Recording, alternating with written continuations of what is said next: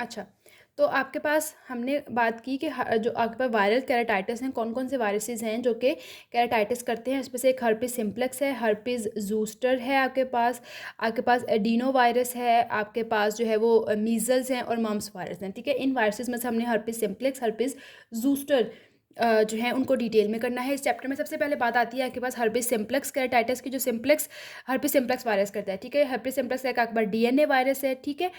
और unilateral corneal scarring, देखो ये मैंने हाईलाइट भी किया यहाँ पे बिकॉज ये एक इंपॉर्टेंट पॉइंट है कि आपके पास जो हर्पीस सिम्प्लेक्स है दोनों आंखों को एट टाइम इन्वॉल्व नहीं करता है। Unilateral corneal involvement most common है, ठीक है। यूनिलैटरल कॉर्नियल स्कारिंग करता है आपके पास, ठीक है। अब इसके कितने टाइप्स होते हैं? 2 टाइप्स होती हैं आपके पास।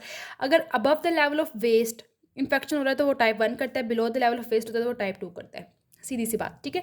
Above the level of face में अगर आपके पास फेस है, ठीक है, लिप्स आते हैं, आइज वगैरह आती हैं तो वो हर्पीस 1 है। अगर आई में इन्फेक्शन है दैट मीन्स कि वो फिर वो हर्पीस 1 का है, ठीक है। हम तो आई से ही कंसर्न है ना। अगर below the level of waist हो रहा है जैसे आपके पास, तो वो टाइप 2 होती है, वो सेक्सुअल कॉन्टैक्ट से फैलती है, ओके, वेनरली।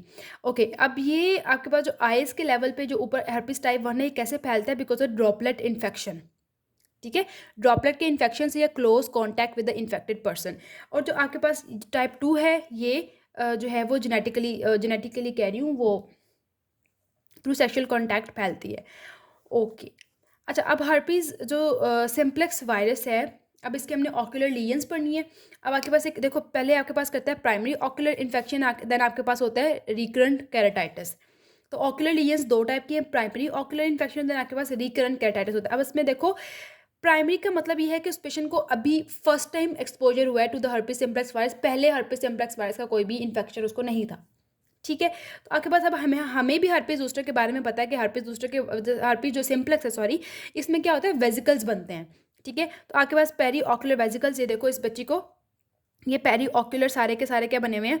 वेजिकल्स बनने हैं। फिर आपके पास क्या होगा? आईलेट का ब्लेफराइटिस, आईलेट का ब्लेफराइटिस के आईलेट्स बहुत ज़्यादा सूज जाएंगी, सोलन हो जाएंगी, ठीक हो गया। अब हमने बात कर ली, देखो अराउंड, आप सीक्वेंस वाइज चलो, अराउंड द आइज भी बात कर ली, आईलेट की भी बात कर ली, अंदर क्या बचा? कंजक्टाइवा और कॉर्निया बचा। अब क्या होगा? कंजक्टाइवा पे क्या होता है आपके पास? फॉलिकुलर कंजक्टिवाइटिस होगा। हमने बात की थी कि जो वायरसेस होते हैं वो फॉलिकुलर कंजक्टिवाइटिस करते हैं, तो आपके पास कौन सा कंजक्टिवाइटिस होगा? फॉलिकुलर। और कॉर्निया में क्या होगा? मोस्टली पंक्टेड एपिथेलियल केराटाइटिस ही होता है, राइट। अब एक बंदे को रिकरेंट केराटाइटिस हो रहा है, क्योंकि हमें पता है कि जब इस वायरस का इन्फेक्शन होता है तो वायरस आके हमारी बॉडी में क्या होता है? डॉर्मेंट हो जाता है। तो जब कोई फेवरेबल कंडीशंस होती हैं तो दोबारा एक्टिव हो जाता है, तो उसको हम उस कंडीशन में आपके पास क्या होगा? रिकरेंट केराटाइटिस होगा पेशेंट को, ठीक है। उसमें आपके पास active epithelial keratitis, stromal and keratouveitis. तो आपके पास क्या क्या हो सकता है पेशेंट को? एक्टिव एपिथेलियल केराटाइटिस को हम डेंड्रिटिक अल्सर या ज्योग्राफिकल अल्सर भी कह रहे हैं, जो कि हम अभी आगे पढ़ते हैं। स्ट्रोमल केराटाइटिस हो सकता है, देखो एपिथीलियम के नीचे स्ट्रोमा पड़ा हुआ है, तो epithelial keratitis and stromal keratitis and then kerato, पीछे क्या पड़ा हुआ है? यूवियल ट्रैक का सरा, तो केराटोयूवियाइटिस हो सकता है, ठीक है। अब उन्होंने बात की हुई है इसकी पैथोजेनेसिस के। पैथोजेनेसिस का हमें पता है कि वायरस का एक दफ़ा इन्फेक्शन हुआ, वो किसी भी गैंग्लियन में जाके, मोस्टली कौन सा गैंग्लियन होता है? हर्पिस टाइप 1 के लिए ट्राइजेमिनल है और टाइप 2 के लिए स्पाइनल है। तो अभी हम टाइप 1 की बात करें तो हम बात करेंगे ट्राइजेमिनल गैंग्लियन का ही से ही हमारा कंसर्न होगा। तो आपके पास टाइप 1 गैंग्लियन जो के लिए जो आके ट्राइजेमिनल गैंग्लियन पे क्या होगा? जाके ये क्या हो जाएगा? मतलब इनएक्टिव स्टेज में चला जाएगा। जैसे ही पेशेंट की जो है, सपोज इम्यूनो सप्रेसिव हुआ, उसकी इम्यूनिटी कम हुई है, तो वायरस दोबारा से रिएक्टिवेट होगा तो आपके पास जो नर्व्स के एक्सोन्स के थ्रू आता है, वो टारगेटेड एरिया पे आके सारा का सारा इन्फ्लेमेशन कर देता है आके, ठीक है। और टाइप 1 कैसे हो रहा था? थ्रू ड्रॉपलेट इन्फेक्शन या थ्रू डायरेक्ट कॉन्टैक्ट, ओके।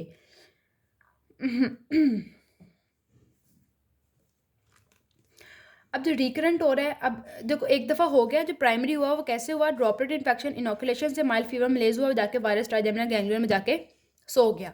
अब रिकरेंट वायरस उठ गया है, रेप्लिकेट करेगा, अब वो एक्सोन्स के थ्रू नीचे आएगा और टारगेटेड टिश्यू पे जाके कर देगा, ठीक है। अब कौन सी ऐसी चीज़ें हैं जो ट्रिगर करती हैं कि ये वायरस रीएक्टिवेट होगा? पहली बात, poor general health, patient hygienic नहीं रख रहा खुद को, राइट। सेकेंड, अल्ट्रावायलेट रेज को अगर एक्सपोजर हुआ है, फीवर, साइकेट्रिक डिस्टर्बेंस या यूज़ ऑफ स्टीरॉइड्स। तो सबसे पहले बात यह है कि पेशेंट अपने आप को सही से ख्याल नहीं रख रहा, उसको अगर बुखार हो गया है तो इम्यूनिटी लो हो गई है, यूवी रेज का एक्सपोजर हो गया है, या वो स्टीरॉइड्स ले रहा है, राइट। तो उसके जो है ना कंडीशन में वायरस एक्टिव हो जाता है दोबारा से। अब हम बात करेंगे अबाउट एपिथेलियल केराटाइटिस। इसके बहुत से नाम हैं, जो अभी हमने पढ़ा ही हर्पिस सिम्प्लेक्स ही करता है। अभी हमने पीछे पढ़ा ना रिकरेंट जो केराटाइटिस होता है, ये देखो रिकरेंट केराटाइटिस हमने पढ़ लिया था कि जो एक्टिव एपिथेलियल में डेंड्रिटिक और जियोग्राफिकल होते हैं। अच्छा, वही अब हम यहाँ पे पढ़ने लगे हैं एपिथेलियल। अब इसके 2 या 3 नाम हैं, डेंड्रिटिक भी कहते हैं इनको, जियोग्राफिकल भी कहते हैं और एमीबॉइड भी कहते हैं। तो डेंड्रिटिक, जियोग्राफिकल, एमीबॉइड। अभी क्या चीज़ है ये, एक एक्यूट या क्रॉनिक। अच्छा, इसकी डेफिनेशन में जो बात आपको याद रखने वाली है ना, लीनियर ब्रांचिंग ट्री पैटर्न आता है। ये देखो यहाँ पे आ रहा है, ये एक ट्री पैटर्न आ रहा है आपके पास सारा, राइट। तो ये जो ट्री पैटर्न आपके पास आता है, ये क्या होता है, सारा का सारा ये आपके पास वायरल केराटाइटिस है, ठीक है। एक्यूट क्रॉनिक अल्सरेशन है। अल्सर की क्या शेप है, लीनियर ब्रांचिंग ट्री, जिसको हमने डेंड्रिटिक बोला है, जिसको जियोग्राफिकल या मीबॉइक भी बोला है। और इसमें कौन सा वायरस है, हर्पिस सिम्प्लेक्स टाइप 1 टाइप 2 दोनों इन्वॉल्व हैं, राइट। यार इसकी पैथोजेनेसिस वही है, सारी के सारे पूछते तो नहीं है कि एडवर्स स्टिमुलस आया, वायरस रेप्लिकेट हो गया, फलाना फलाना जो भी हुआ है वो आपने सारा बता देना है। क्लिनिकल सिम्टम्स में क्या, वायरसेस का क्लिनिकल सिम्टम्स क्या होते हैं, उसको फॉरन बॉडी फील होएगी, लैक्रिमेशन होगा, फोटोफोबिया होगा, और जो है ना विजन कम हो जाती है, पेन हो सकती है माइल्ड से मॉडरेट। ये बात रखनी, ये सारे वो देखो बैक्टीरियल अल्सर वाले सिम्टम्स ही हैं, लैक्रिमेशन, फोटोफोबिया और विजन कम हो रही है, पेन हो रही है, एक फॉरन बॉडी सेंसेशन ही यहाँ पे एक्स्ट्रा आया है, राइट। अब आपको साइंस क्या नजर आएंगे पेशेंट में, साइंस वही बात है कि आपके पास से सारा ये देखो अराउंड कॉर्निया हो रहा है, तो सीलरी सारी कंजेशन मिलेगी आपको।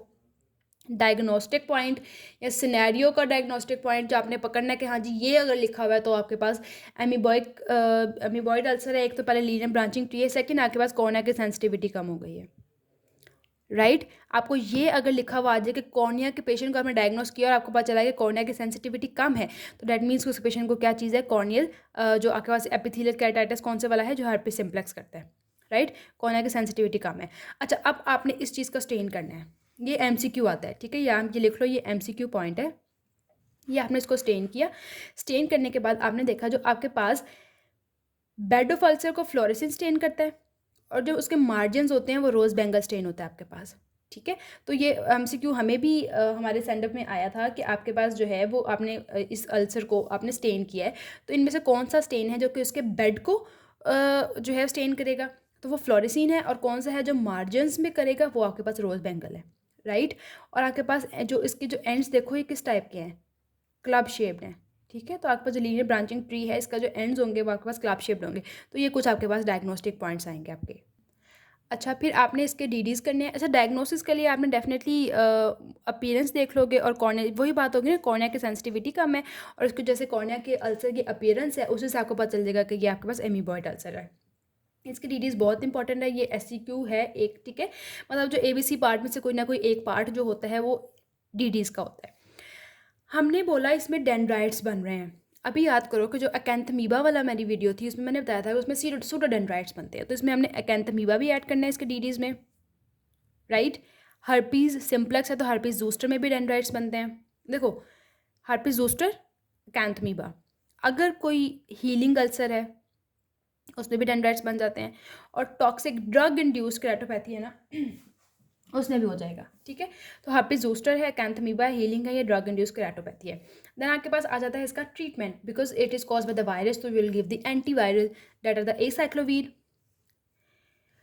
एसाइक्लोवीर टॉपिकल एंटीवायरल में आपके पास ये देखो एसाइक्लोवीर। आप ये याद रखना कि आपने दिन से 5 अगर टॉपिकल दे रहे हो तो आपने एक दिन में पेशेंट को बताना है कि आपने 5 टाइम ये ऑइंटमेंट या ये जो भी ड्रग है आँख में लगाना है, ठीक हो गया।